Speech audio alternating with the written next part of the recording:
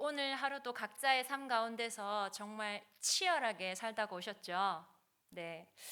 직장과 사회에서, 그리고 학생들은 또 학교에서, 또 학원에서, 왜 치열하게 살다 오셨습니까? 내게 주어진 그 모든 상황이 하나님이 우리에게 주신 것들이기 때문에 그 가운데 열심히 최선을 다해서 사는 것이 하나님께 예배하는 자의 태도이고, 또 하나님의 은혜에 감사하는 것이라는 그런 마음으로 치열하게 사신 것이죠. 네, 그렇게 사셨다면 할렐루야입니다.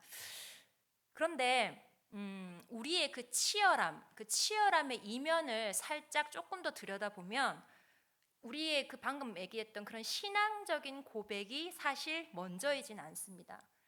우리가 치열하게 살고 있는 이 세상은 바로 경쟁 사회이기 때문입니다. 그것도 무한 경쟁의 사회이죠. 그래서 경쟁이 불붙듯하기 때문에 그 경쟁에서 살아남기 위해서 사실은 쉼이라는 개념도 사실 잘 없습니다. 그런 무한 경쟁을 통해서 사람들이 얻고자 하는 것은 결국 뭔가요? 성공하는 것이고, 뭐 성공까지는 안 바라지만 어제보다 조금 더 나은 어떤 그 발전을 목표로 두고 있는 것이죠. 무한 경쟁에 살아남는 것을 성공으로 보고 발전으로 보면서 그것을 곧 좋은 것이라고 여깁니다. 반대로 그런 경쟁에서 살아남지 못한 사람을 실패한 낙오자로 보면서 그것을 안 좋은 것으로 여기지 않습니까? 이것이 우리가 지금 살아가고 있는 이 세상, 그 무한 경쟁의 사회인 것이죠. 그런데 가만히 생각을 해보면 이런 경쟁 사회는 예수님을 믿지 않는 그 세상 사람들, 그 세상 가운데서만 이 무한 경쟁의 모습이 있을까? 사실 어떤 면에서는 우리 교회에서도 그런 경쟁하는 모습들, 그런 경쟁 사회의 모습이 교회에서도 있지는 않는가 이렇게 돌아보게 되는데요. 때로는 교회와 교회가 경쟁을 하는 것 같기도 합니다. 여러 가지 시스템을 잘 갖춘 그런 교회들은 어떤 대형 교회로 성장을 하죠. 그러다 보니 그 대형 교회를 기준으로 해서 그것과 차별화된 어떤 작은 교회만의 경쟁력을 가져야 된다, 키워야 된다. 그리고 또 중형 교회는 중형 교회 나름대로의 이런 것을 또 준비해야 된다라고 강조하는 어떤 그런 목회자분들의 이야기를 듣기도 했는데요. 사실은 그런 종류의 책들도 있는 것 같습니다. 또한 또 교회에서 성도와 성도 간에 또 서로 경쟁하는 모습이 있지 않나 생각도 듭니다. 최소한 이 정도는 해야 신앙의 척도가 생기고 다른 사람과는 좀 차별화가 된다고 강조하는 모습들 말이죠. 그러니까 그런 경쟁이 있어야 발전이 있고 그것이 성공이며 좋은 것이라고 한다는, 그 좋은 것이라고 여기는 그런 생각이 교회 안에도 있지는 않나 이렇게 돌아보게 되는 것입니다. 지금 제가 서두에 경쟁이라는 주제로 계속 이렇게 말씀을 시작하는 이유가 있겠죠. 오늘 함께 말씀을 이제 이 질문을 왜 경쟁이란 것으로 이제 시작했지? 이런 질문을 가지시면서 오늘 말씀을 함께 천천히 봤으면 좋겠습니다. 오늘 본문은 여러분이 너무나도 잘 아시는 내용이죠. 예수님께서 유대인의 명절에 예루살렘에 올라가셨는데 예루살렘 성 안에 있는 베데스다라고 하는 못에 가십니다. 그런데 이 베데스다라는 못이 위치한 곳이 어디인가요? 2절에 보면 이렇게 되어 있죠. 예루살렘에 있는 양문 곁이라고 되어 있습니다.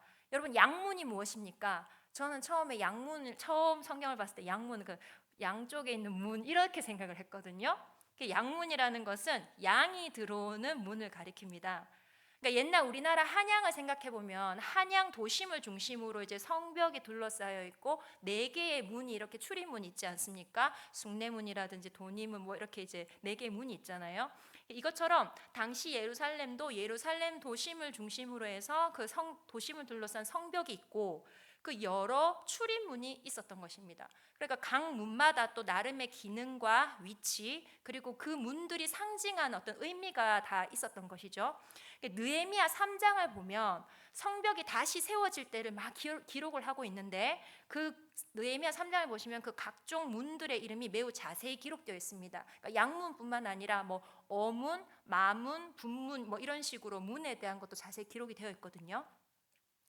그럼 양문의 역할을 한번 생각을 해보면 유대인들이 제사에 쓸 그 양들을 성전으로 끌고 들어가는 그런 문이었던 것입니다. 그러니까 양이 들어오는 문이 따로 구별되어 있었던 것이죠. 그러면 양문을 통과한 그 양들, 그러니까 양문을 들어서면 바로 가까이에는 뭐가 있었겠습니까? 성전이 있는 것이죠. 하나님께 바로 이렇게 제사를 드릴 수 있도록. 그러니까 지금 그 양문 곁에 베데스다라고 하는 못이 있었던 것입니다. 그리고 베데스다는 히브리어로 베이트, 그러니까 집이라고 말하는 그 베이트라는 단어와 헤세드, 인자, 은혜라는 말의 그 헤세드가 합친 말이죠.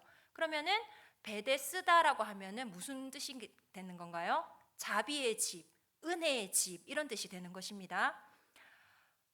그러니까 이 못에 전설처럼 내려오는 이야기가 있죠. 천사가 가끔 그 못에 내려와서 물을 움직이게 하는데 그때 먼저 그 물에 들어가는 사람이면 어떤 병을 가지고 있든지 그 병이 낫는다라는 이야기가 이게 낫는다라는 이야기가 있습니다. 그래서 이름이 어쩌면 베데스다, 뭐 은혜의 집이라고 붙여졌을지도 모르겠죠.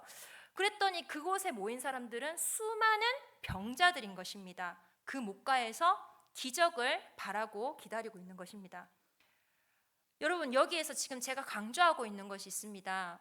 지금 예수님이 결국에는 그 후반부에 여러분 아시지만 38년 된 병자를 낫게 하시지 않습니까? 그러니 그 낫게 하는 이 장소를 제가 지금 강조를 하고 있잖아요. 예루살렘에 있는 양문 곁에 베데스다라는 못.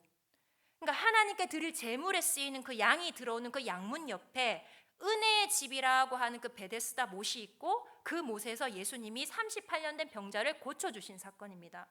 여러분, 우리가 사실 예수님이 병자를 고친 사건, 뭐 이런 죽은 자를 일으킨 사건 이런 것들을 복음서에서 너무나도 많이 보시니까 그냥 어떤 면에서는 또 기적이다, 어떤 기적이라는 사건으로 이렇게 그냥 살짝 또 가볍게 넘어갈 때가 사실 있지 않습니까? 그런데 요한복음을 나누면서 제가 계속 강조드리고 있었던 것이 바로 표적, 사인이라고 말씀을 드렸습니다. 그러니까 예수님이 보여주신 이적은 이적 그 자체로 끝나는 것이 아니라 그 이적이 담고 있는 표적이 있다라는 것이죠. 그러니까 우리가 이적을 제대로 보고 깨닫는 사람이라면 이 이적 자체에 대해서 놀랍다, 신기하다 이것으로 끝나는 것이 아니라 이 이적을 통해서, 이적의 사건을 통해서 주님이 지금 나타내시고자 하는 그 뜻이 무엇인가, 이것에 우리가 관심을 둬야 한다는 것입니다. 그러니까 38년 된 병자를 고치시는 사건인데 이건 역시 단순히 예수님이 그 사람이 너무 특별히 불쌍하니까 그 사람 찾아가가지고 개인적으로 찾아가셔서 그 개인에게 행하신 어떤 그런 놀라운 사건으로 끝내는 것이 아니라는 것이죠. 그러니까 본문을 통해서 지금 우리에게 계시하고 계시는, 나타내고 계시는 그 그리스도의 본 뜻이 무엇인가, 이것에 대해서 우리가 좀 집중을 해봤으면 좋겠다는 것입니다. 우선 양문을 생각해 봤으면 좋겠습니다. 그 양문을 보면은 당연히 유대인들이 양문을 보잖아요. 그 양문을 보면은 양이 떠오르죠. 그 양은 어떤 양입니까? 우리 집 가서 잘 키우자고 하는 그 가축의 용도의 양이 아니죠. 하나님께 제사 드릴 제물로 쓰이는 그 양입니다. 희생 제물이죠. 하나님께 드릴 제물이란 것입니다. 그렇다면 유대인들 입장에서 하나님께 제사를 드리는 유대인들에게 있어서는 분명히 이 양문이 무언가를 암시하고 있다라는 것입니다. 그것은 뭔가요? 그 양이라는 제물을 통해서 그 양의 희생으로 말미암아 이스라엘 자신들이 살았다라는 것, 그것을 항상 기억하도록 하는, 그것을 암시한다는 것이 양문이라는 것이죠. 그리고 양의 제물입니다. 그러니까 그 옛날 이스라엘이 애굽에서 나올 때 문설주에 바른 그 어린 양의 피, 그것으로 인해서 이스라엘이 살아났지 않습니까? 그러니까 이스라엘이 뭔가를 잘해서 그 대가로 애굽에서 살아나온 게 아니라 아무것도 한 것이 없었음에도 불구하고 단지 그 어린 양의 희생, 그 희생의 은혜 때문에 살아나왔다라는 것이죠. 그러니까 이런 의미에서 양이 들어오는 그 양문이라는 것은 이스라엘에게 있어서는 어린 양의 희생, 우리를 살리신 하나님의 은혜를 기억하도록 하는 그런 특별한 의미가 담긴 그런 문이라고 볼 수 있는 것입니다. 그러니까 은혜의 문인 것이죠, 한마디로. 게다가 그 은혜, 어린 양의 희생과 은혜가 담긴 그 양문 곁에 베데스다라는 못이 있는 것입니다. 베데스다, 은혜의 집, 자비의 집이라는 뜻이라고 말씀드렸습니다. 그곳에서 38년 된 병자를 고치셨다. 이 사건에 대해서 우리가 보자는 것입니다. 여러분, 양문은 은혜의 문이라고 말씀드렸습니다. 그럼 은혜의 문 옆에 은혜의 집이 있습니다. 맞죠? 은혜의 문 옆에 은혜의 집이 있습니다. 그럼 그곳에서 넘쳐나야 될 것은 무엇입니까? 은혜인 것이죠. 은혜가 넘쳐나야 되겠죠. 그 이름에 걸맞게. 그런데 그곳에 지금 넘치고 있는 것은 은혜가 아니라 경쟁밖에 없더라는 것입니다. 왜 그럴까요? 본문을 보면서 베데스다 모세의 이런 전경들을 한번 상상해 보시기 바랍니다. 지금 베데스다 모세, 그러니까 행각 5이 있는데 3절에 보면 많은 병자, 맹인, 다리 저는 사람, 혈기 마른 사람들이 누워서 물의 움직임을 기다리고 있다고 하고 있지 않습니까? 그래서 4절에 보면 아까 말씀드린 대로 천사가 가끔 모세에 내려와 물을 움직이게 하는 이야기가 있는데 그때를 기다렸다가 어떻게 하는 건가요? 먼저 들어가기 위해서 지금 기다리고 있는 것입니다. 여러분 가만히 한번 상상해 보십시오. 지금 베데스다 모세 현실이 어떤 것입니까? 물이 움직이기만 하면 그 누구보다도 내가 먼저 달려 뛰어 들어가서 내 병을 먼저 낫겠다 하고자 하는 그런 경쟁심만 도사리고 있는 그런 곳이 지금 베데스다 못이라고 하는 것입니다. 한마디로 선착순 인생인 것이죠. 10명 뽑는 것도 아닙니다. 100명도 아니라 그때가 언젠지도 몰라요. 근데 그 물이 움직이는 땡 맞춰서 내가 먼저 달려가겠다. 그러면 여러분 그 수많은 병자들 중에서 가장 먼저 들어갈 수 있는 사람이 누구겠습니까? 그 병자들 중에서 가장 몸이 덜 아픈 사람, 그나마 몸이 좀 성하다고 하는 사람만이 들어갈 수 있겠죠. 정말 중증 환자들은 그림의 떡입니다. 예를 들어 볼까요? 위암 말기로 시한부 판정을 받았습니다. 그 사람은 지금 기억이 없어요. 근데 그 사람이 들어가야 되는데 지금 자기 낮에 너무 많이 먹고 과식해서 지금 소화불량인 사람이 물 움직였다. 내가 먼저 들어가야지. 지금 그런 상황입니다. 날 때부터 맹인인 사람이 그곳에 들어가야지 되는데 눈에 다래끼 난 사람이 움직였네. 지금 들어가야지. 그럴 수 있는 상황이고요. 평생을 걷지 못한 사람이 들어가야 하는데 풋살하다가 다리 좀 삐끗한 사람이 내가 들어가겠다. 지금 그렇게 하는 상황인 것이죠. 이렇게 경쟁의 아수라장인 곳이 지금 이런 곳이 지금 뭐라고 합니까? 은혜의 집이라고 말하고 있고 자비의 집이라고 이름이 붙여져 있는 것입니다. 사람들이 붙였겠죠. 그 천사가 움직일 몇 명이 살렸는지 몰라요. 모르지만 그 이야기를 의지하면서 그리고 바로 곁에 뭐가 있습니까? 양문이 있다고 했습니다. 그 양의 희생을 암시하고 있는 그 양문을 보면서도 그냥 장식으로 있는 거예요. 가까이 또 양문 바로 가까이에는 뭐가 있습니까? 성전이 있겠죠. 성전이 있으면서도 하나님의 은혜는 안중에도 없는 것입니다. 그러니까 제가 살짝 오버랩이 되는 모습들이 있더라고요. 그러니까 우리가 그렇다는 건 아니지만 우리가 교회에서 십자가가 있음에도 그 십자가를 보면서 멋진 장식으로만 있지는 않는가. 교회 건물을 보면서도 하나님의 은혜, 그리스도의 은혜를 생각하기보다 그 모습들, 그냥 그 위치에 있는 것, 그걸 보고 아무 감흥이 없는. 3절 다시 보겠습니다. 그 안에 많은 사람들이 누워 있습니다. 많은 병자, 맹인, 다리 저는 사람, 혈기 마른 사람들. 그러니까 맹인이 물이 움직이는 걸 알 수가 있나요, 없나요? 평생 못 봅니다. 100년을 기다려도 불가능하죠. 다리 저는 사람이 얼마나 잘 달려야 성한 사람을 이기고 물에 들어갈 수 있겠습니까? 혈기 마른 사람이라고 나오죠. 혈기 마른 사람은 이제 손발이 마비된 상태라는 그런 형용사를 쓰고 있는데 어떤 해석에서 이제 중풍병자로 해석이 되거든요. 그러니까 어찌됐든 간에 수족이 지금 마비된 사람이 자기 몸을 스스로 조절할 수도 없는 그런 사람들이 무슨 수로 물에 들어갈 수 있겠습니까? 진짜로 은혜가 흐르는 강물이라고 할지라도 자비가 넘치는 그 못이라고 할지라도 자기 스스로는 결코 들어갈 수 없는 것인 거죠. 결국 자비의 집에 자비가 없고 은혜의 집에 은혜가 없는 이 현장에 누가 찾아오십니까? 자비의 실체이시고 은혜의 실체이신 예수님이 오신 것입니다. 그리고 누구를 찾아가십니까? 그 가운데 한 사람 38년이나 누워있는 자를 찾아가시죠. 그리고 말씀하십니다. 6절에 네가 낫고자 하느냐? 네가 낫고자 하느냐? 이 질문 여러분 하나마나한 질문이죠. 38년이나 아파서 누워있는 사람한테 네가 낫고자 하느냐라는 말이 당연한 말씀이시잖아요. 물어보나 마나한 말씀이시잖아요. 38년이 아니라 막 며칠만 아파도 빨리 낫고 싶은 게 사람 마음인데 근데 이제 38년 동안 고통 가운데 있는 사람에게 너 낫고 싶냐? 예수님이 지금 이렇게 묻는 말 좀 재밌지 않습니까? 예수님이 그런 하나마나한 질문을 왜 하시냐는 거죠. 그 사람이 진짜 병 낫고 싶은 마음이 있나 없나 확인하시려고 확인차 질문을 하실까요? 어쨌든 예수님이 네가 낫고자 하니까 이렇게 물으시면 우리 생각에 뭐라고 대답을 하나요? 네, 낫고 싶습니다. 이것이 이제 당연한 대답이잖아요. 그런데 병자가 뭐라고 합니까? 7절을 같이 읽어보겠습니다. 7절입니다. 시작. 병자가 대답하되 주여 물이 움직일 때에 나를 못에 넣어주는 사람이 없어 내가 가는 동안에 다른 사람이 먼저 내려가나이다. 우리는 이 병자의 대답을 조금 주의 깊게 살펴보아야 할 필요가 있습니다. 예수님께서 38년 된 병자를 고쳐주신 것은 그 불쌍한, 그 중에서 제일 불쌍해서 그 불쌍한 한 사람을 찾아가서 한 그 불쌍한 한 개인에 대한 행위가 아니라는 것이죠.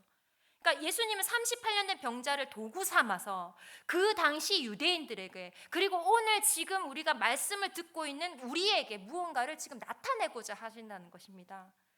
그러니까 먼저 본문에 나오는 병자의 이 대답 말고 다른 대답을 한번 추정해서 생각해 보겠습니다. 만약 병자가 예수님의 물음에 우리 생각처럼 예, 낫고 싶습니다 라고 말했다면, 나의 병을 고쳐주세요 라고 말했다면, 그 병자는 이 예수님이란 분이 내 병을 고쳐주실 수 있는 그런 분이구나 라는 그것으로 생각했다고 우리가 알 수 있을 거잖아요.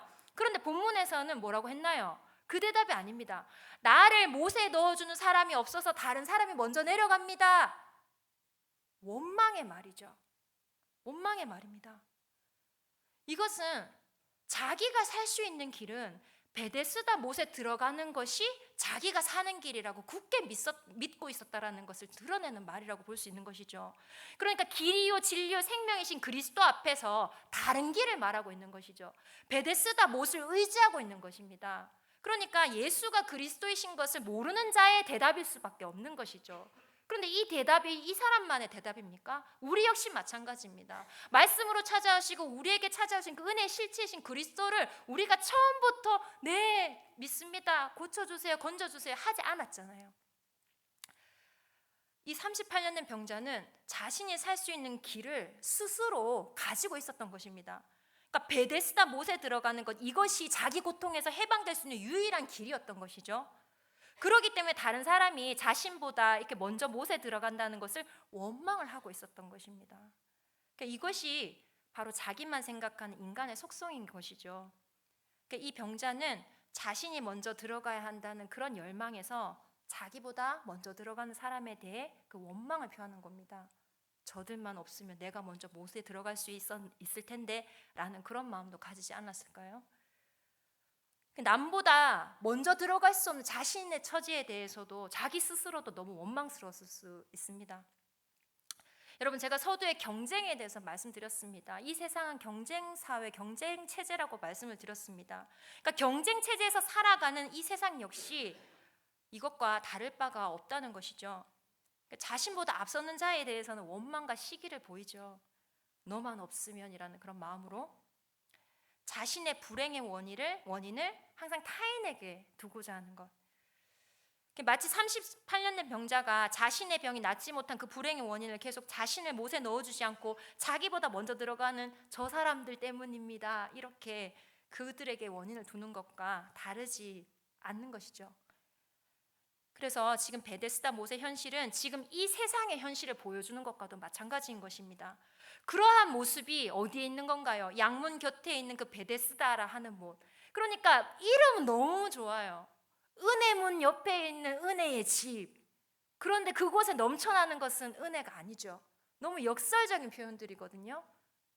그래서 성경을 보면 재미있는 표현들이 많습니다. 이런 표현을, 너무 상반된 모습을 지금 우리에게 보여주고 계시는 것입니다. 이렇게 볼 때 오늘 말씀은 은혜와는 상반된 삶을 살아가고 있는 그 당시의 유대인들, 그리고 오늘날 우리들을 들춰내시는 말씀인 것입니다. 이런 이유로 어쩌면 예수님은요, 베데스다 못의 모든 병자들을 고쳐주시지 않은 것일지도 모르겠습니다. 그러니까 만약 38년 된 병자가 불쌍해서 자비를 베풀어 고쳐주신 것이라면 그 불쌍한 처지의 사람이 그 사람뿐만이 아니죠. 그러니까 사람 손으로 고칠 수 없다라고 하는 그런 모든 질병 가진 사람들이 다 모였기 때문에 그 베데스다 못이 유일한 소망이라고 보인 그 모든 사람들이 사실은 불쌍한 처지잖아요. 그런데 유독 38년 된 자만 불쌍히 여겼다면 그것은 이제 주님의 그 자비에 대한 어떤 공평성에 문제가 있는 거라고 생각이 들잖아요. 근데 하지만 예수님이 불쌍히 보시는 것은요, 질병으로 고통당하는 현실이 아닙니다. 자기에게 진정으로 필요한 은혜, 무엇을 의지하고 살아가야 되는지도 모르는 그 불쌍함, 그러니까 사망의 고통에 영원히 살아가는 것, 이것이 말할 수 없는 불쌍한 처지인 것입니다. 그래서 예수님은 베데스다 못의 사람들에게, 유대인들에게, 그리고 오늘 말씀을 듣는 우리에게 정말 참된 그 믿음의 길이 무엇인가를 가르쳐 주고 계시는 것이죠. 이것이 그리스도의 자비이고 그리스도의 은혜인 것입니다. 8절 9절 읽겠습니다. 같이 읽겠습니다. 시작.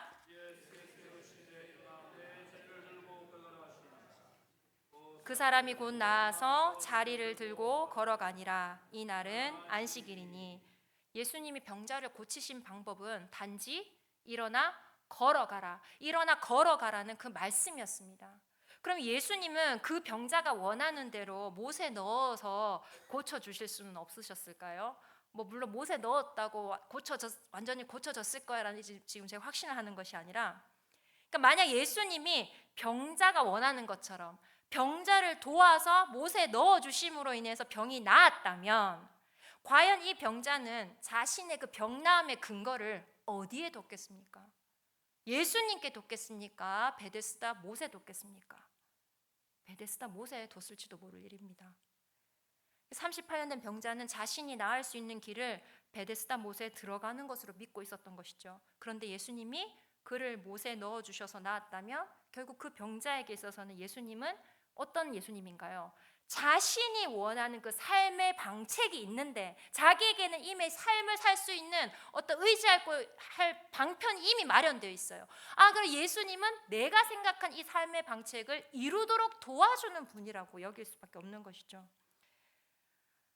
사람들은 나름대로 삶의 방책을 가지고 살아갑니다. 좋은 직장을 얻는 것을 내가 사는 방책으로 여길 수도 있고요. 자식이 좋은 대학 가서 성공하는 것, 그것이 인생이 잘 되는 방책으로 여길 수도 있습니다. 그리고 자신이 믿고 있는 방책을 도와달라고 예수님께 기도할 수도 있죠.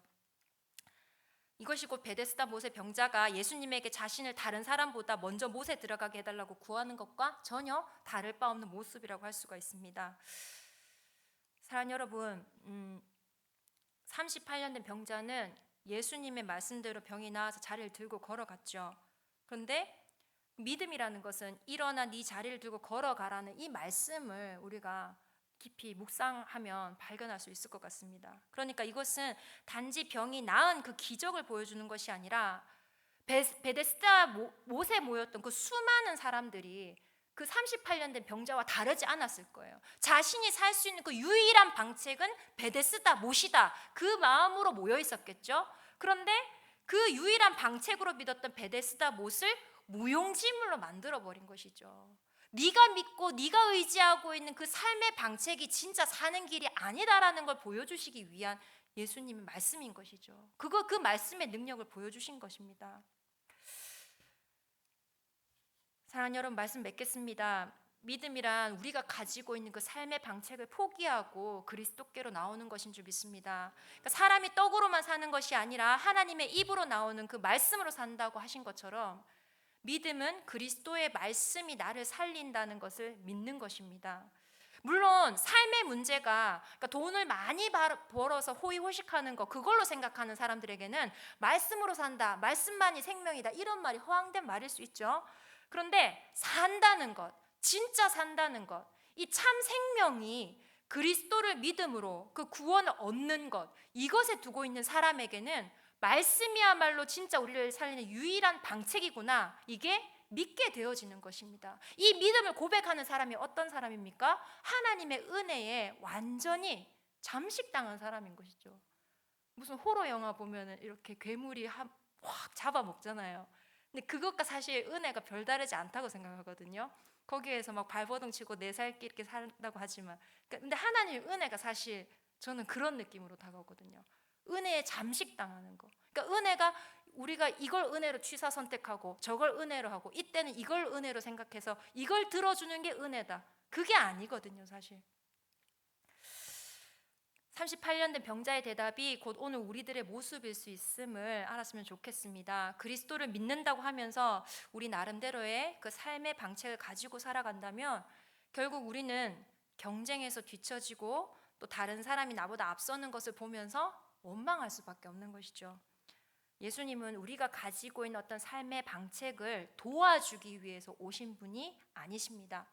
베데스다 못으로 되어지는 것이 아니라 오직 그리스도의 그 능력의 말씀으로 되어진다는 것이죠.